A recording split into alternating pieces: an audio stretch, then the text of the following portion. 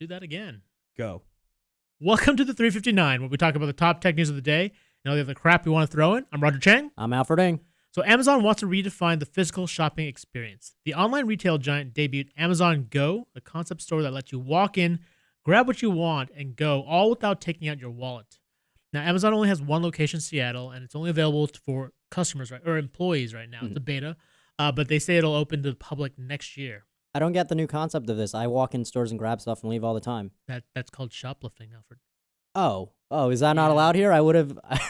Yeah, sure. It's frowned upon a little bit, especially in New York. I think it's a pretty cool concept. I just think it'd be annoying with so the way it works is what? Like it scans your card or something like that, and when you pick it off the shelves, yeah, right? well, I believe there are cameras all over too, so it actually knows when you pick up certain items, it'll add it to your digital grocery bag. And it's actually smart enough to recognize if you put the item back, it'll remove it from. You know how that's gonna be really annoying when you have that kid that wants to that really wants that Starburst, and you're like, we're not getting the Starburst. Now it's not like, take it out of the cart. It's just I'm just gonna take it and it's charged now. No, he's gonna take the candy and he's just gonna run right out the store and boom, you're automatically charged. So I mean, good luck with that. Otherwise, I think something like this makes shopping a lot easier. But it also what it does? It makes me forget how much money I'm spending. Well, I think that's the entire point. Yeah, right? I know. Yeah. So it's Amazon. Again, trying to find new ways to reinvent the physical shopping experience. Even though their bread and butter is online sales, they want to get closer to your home. Yep. Do we want to move on to the memes? Let's, yeah. All right.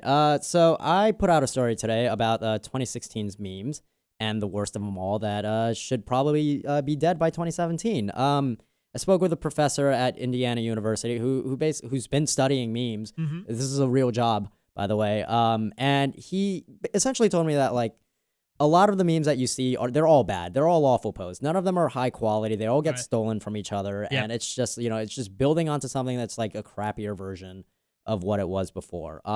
So there's poor Pepe the Frog. A few of them, Pepe the Frog, Harambe, they've all changed into something that they weren't originally. Yep. And the other ones, they've just gotten old. They're just not that funny anymore. I mean, one of the things that I looked at, delete your account was hilarious. Yeah. And then it just became something that everybody said, and totally was overused. It was completely overused. Well, is there one that annoys you in particular? Harambe the most, easily the most. Why? And the thing, because it's not gonna die. That ape is long dead. And you know what? Harambe completely deserves to be shot. Yeah, I shouldn't have laughed at that. But yes. So it was. If you read my story, there's a whole I go on a whole rant about why Harambe is the worst meme, but I'll save that for the story. All right, we'll leave it at that. So lastly, we wanted to check out the Oculus Rift. Got a refreshed review now that Scott Stein has had a chance to take a look at those controllers, those fancy touch controllers.